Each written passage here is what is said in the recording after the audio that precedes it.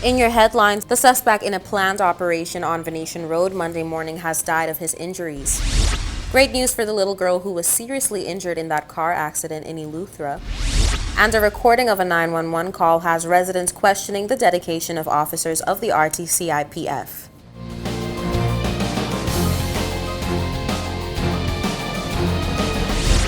From the PTV Broadcasting Headquarters in Providenciales, your number one source for news, I'm Erica Pinales delivering the latest from across the country this Tuesday, April 12, 2022, right to your door. Newswatch starts now. Police have confirmed that the suspect in that planned operation on Venetian Road Monday morning has died of his injuries at the Cheshire Hall Hospital. Here's what Newswatch has gathered thus far.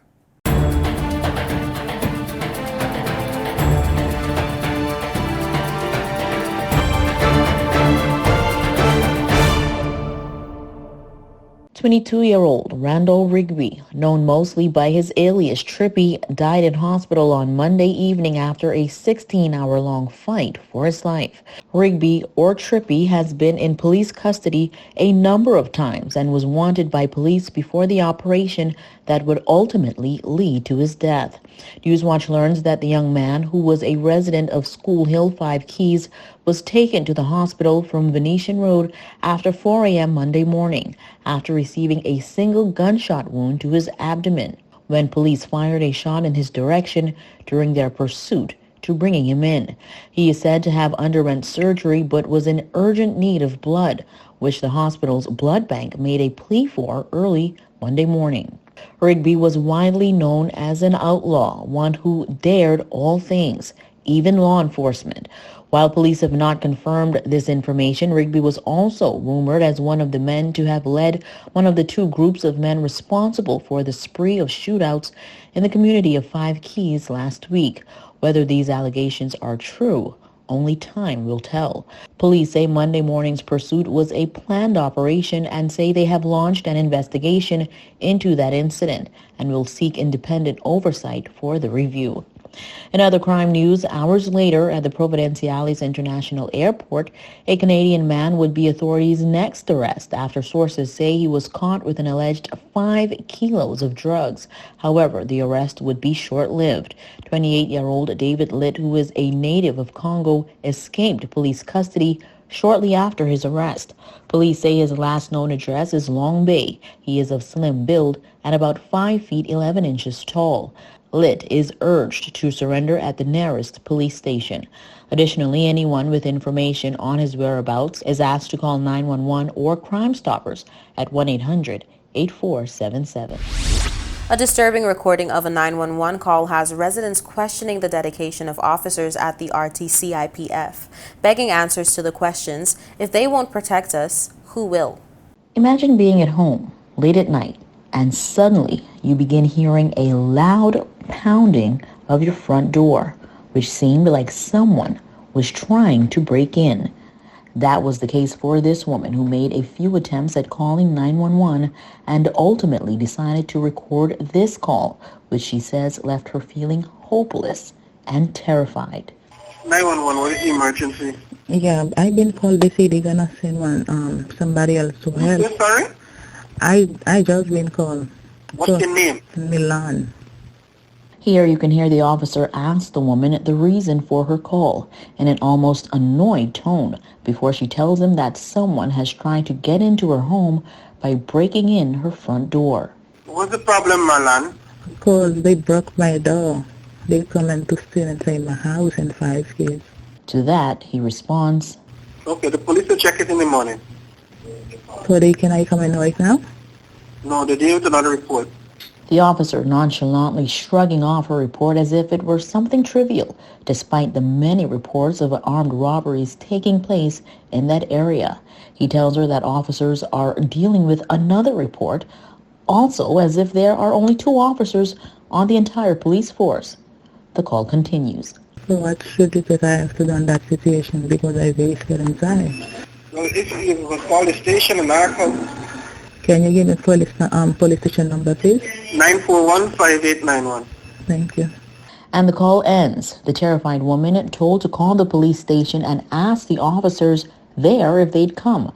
The 911 operator, instead of getting in touch with his colleagues, gives her the landline number for the precinct before ending the call.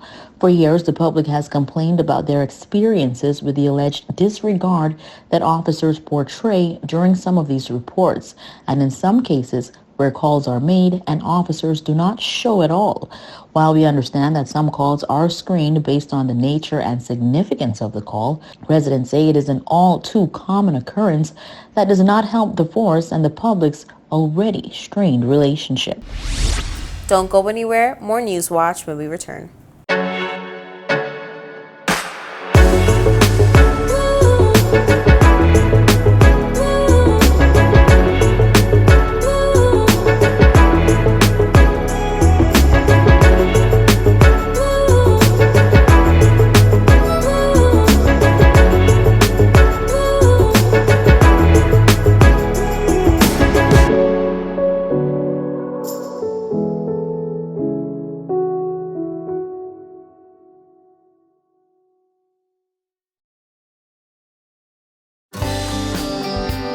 This is a reminder that all PTV service accounts are due on the first day of each month. Accounts should be brought up to date by the 28th of the month to avoid disruption in service. Payments may be made on our office at Stubbs Diamond Plaza, Providenciales, Mides Plaza, North Caicos, and Airport Road in South Caicos. Payments may also be made online using Scotiabank, CIBC First Caribbean Bank, and Royal Bank of Canada. Please allow 3 business days for online payments to be processed. We thank you for your cooperation.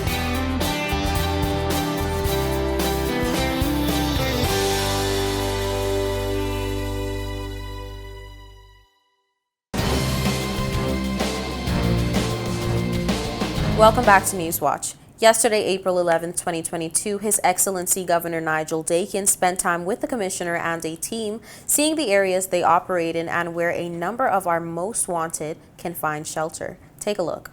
His Excellency Governor Nigel Dakin, in company of the police's Tactical Firearms Unit, spent time yesterday with the Commissioner and a team he exclaims to hold in the highest regard, seeing the areas they operate in normally at night and where a number of our most wanted can find shelter, as he reported on his social media platform.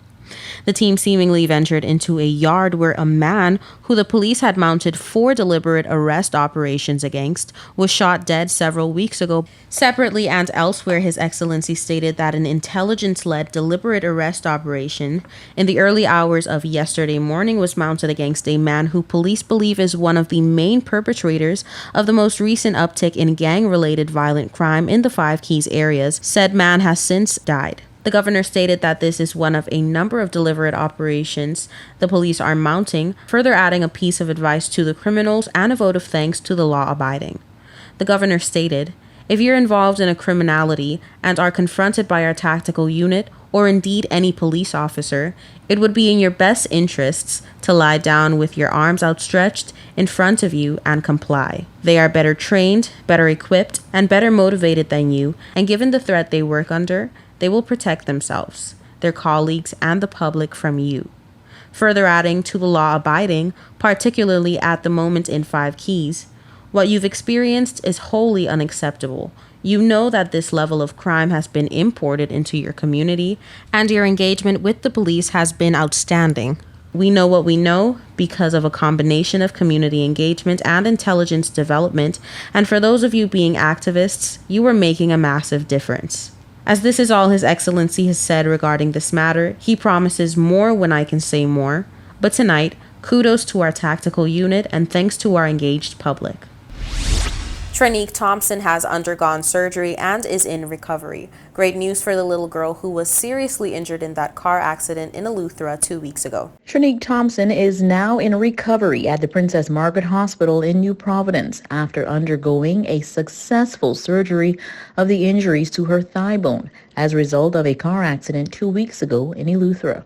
The family has now closed the GoFundMe page after reaching $4,750 of their $10,000 goal online. However, Newswatch is aware that there were different streams of monetary donations, which may have resulted in the success of meeting their overall $10,000 target. The family again thanks the public for their support. Don't touch that remote. We'll be right back. Coming up next is your weather forecast. This is a reminder that all PTV service accounts are due on the first day of each month. Accounts should be brought up to date by the 28th of the month to avoid disruption in service.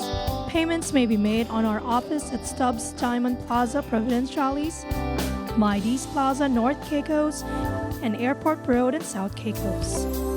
Payments may also be made online using Scotiabank, CIBC First Caribbean Bank, and Royal Bank of Canada.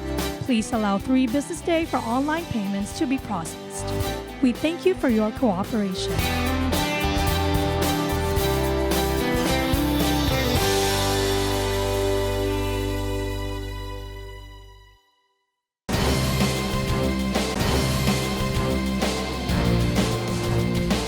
Welcome back to Newswatch. Here's the latest in your weather forecast. Here's your weather forecast for April 12, 2022. For the nation's capital, Grand Turks, scattered showers, high 80, low 76, winds east at 20 to 30 miles per hour. For South Caicos, scattered showers, high 80, low 76, winds east at 20 to 30 miles per hour. For North and Middle Caicos, scattered showers, high 80, low 76, winds east at 20 to 30 miles per hour. For Parrot and Pine Key, scattered showers, high 80, low 76, winds east at 20 to 30 miles per hour. And on Providenciales, scattered showers, high 80, low 76, winds east at 20 to 30 miles per hour. Now for your sunrise and sunset. Sunrise 6:32 a.m., sunset 7:09 p.m. And for your high tides and low tides, high tides 5:48 a.m., 6:12 p.m., and low tides 12:01 a.m., 12:01 p.m.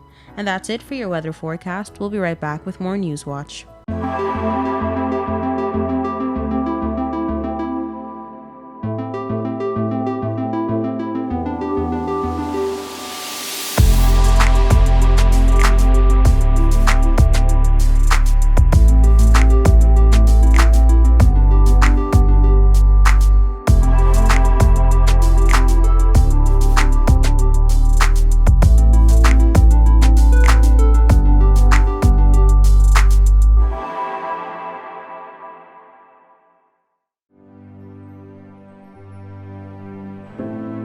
Here at People's Television, we're more than just your leading news and entertainment services.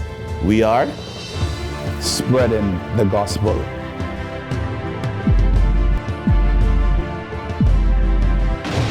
We are breaking barriers.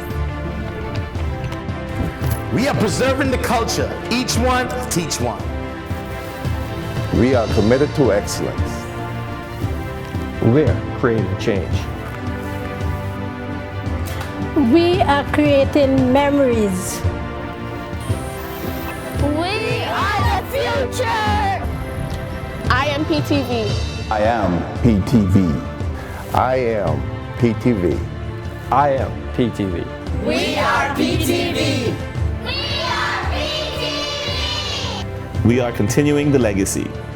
We are PTV.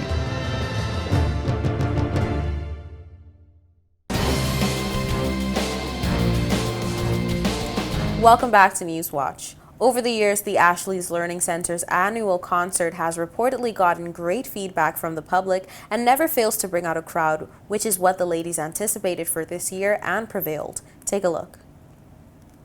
The center, founded by Angela Williams, inspired by her daughter Ashley, is one of the reasons why families in the Turks and Caicos with special needs children can breathe with more ease. It has areas for teaching, full group, small group, and one-on-one, but also socializing and space for life skills, speech therapy, and a sensory room to both calm and stimulate senses. This year at the 5th annual ALC concert, we saw performances from international Grammy-winning and Grammy-nominated artists, as well as an array of our very own top local artists, all in support of the Ashley's Learning Center's fund, which Angela unfortunately admitted can only afford 3 more months of the center being open. As the representatives predicted in a previous newscast, the show was of course stolen by the children of the center, who sang Thankful, telling an audience bursting with applause that they are awesome. Their massive confidence is a testament to everything the center stands for. The 5th annual fundraiser will help some of the world's best doctors to the TCI, including from Harvard and Boston Children's Hospital, to help the children and the center. If you'd like to support this wonderful charity that helps those who really deserve it, backed up by a team of professionals and volunteers who make every cent count, drop Angela an email on extraordinaryminds2010@gmail.com. The center would really welcome it. This story has so much valid information that we thought we'd run it again just in case you missed it. For Social Security institutions, normally the contribution rate is reflected, it reflects the cost of the institution. So the 8% contribution rate would have been set when we started out 30 years ago, right? Now, we can all appreciate that cost would have increased over the past 30 years, right? A benefit like retirement would have been much cheaper for us 30 years ago. Far fewer people would have qualified for the benefit. Far fewer people would have qualified for the rate of benefit that they do today, because the longer you pay into the pension plan, the higher your rate of benefit. So 30 years ago, everybody who qualified for a retirement pension would have gotten a minimum pension, right? Today, we pay up to 50% of the average weekly insurable earnings. That's much costlier. There are other benefits as well that would have increased over the years. Your maternity benefits, all pensions would have increased. So the cost of the plan has increased. So it's become necessary to increase the funding to the plan. Risa explained that the rate had to be increased to ensure that the fund is stable enough for future generations. However, with inflation steadily rising each day, the director was inquired on whether or not she believes that the public could afford a higher contribution. You have to weigh the benefits. I know a lot of people would say this is not the right time, but it has been 30 years, right? So you have to weigh the benefit of delaying. If you were to delay the increase, there are other cost implications, right? Your rates would probably have a higher hike, which would be more burdensome to persons in the future, right? We appreciate that it is a difficult decision to have taken now, but we had to do so in the interest of the plan. The directors do believe that the increased rate is necessary as it speaks to prudent fiscal management of the National Insurance Board. Taking the proper steps that are necessary to ensure that the fund is viable for future generations. In the past, we have increased the contribution ceiling, which in turn would have also increased persons' benefits, but that would not be sustainable at this point in time. What we have done now is to just increase the rate while maintaining the ceiling so that we can ensure that there is enough or sufficient income into the fund to be able to pay promised benefits. Although the public exclaims that these are trying times, the NIB has long-term benefits which one should keep in mind if you're ever in need of a salary replacement. Our pension would definitely be one of the long-term benefits. You can qualify for a pension, a retirement pension, as early as 60. And if you were to live over 100, we will continue to pay that benefit. As the directors explained, the NIB is responsible for making sure that they have sufficient funds to be able to pay things such as retirement pensions, which requires good fiscal management. To commemorate the Insurance Board's 30-year anniversary, they've prepared some activities which will be spread throughout the islands and some very interesting new initiatives. For the first time in NIB's history, April 1, we would have introduced legislation that allows for the payment of an unemployment benefit.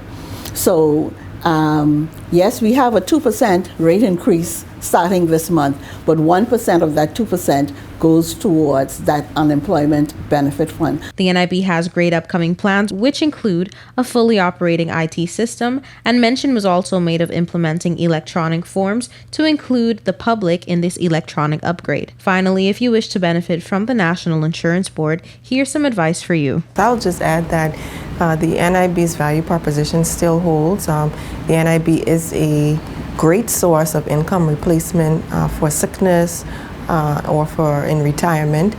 So as Ms. Cartwright had said, I think it's very important that contributors understand the importance of timely contributions, number one, and then number two, to ensure that those contributions are reflective of the actual earnings and what have you, so that they are eligible. When they are eligible for their benefits, they do realize the true income replacement that the NIB provides.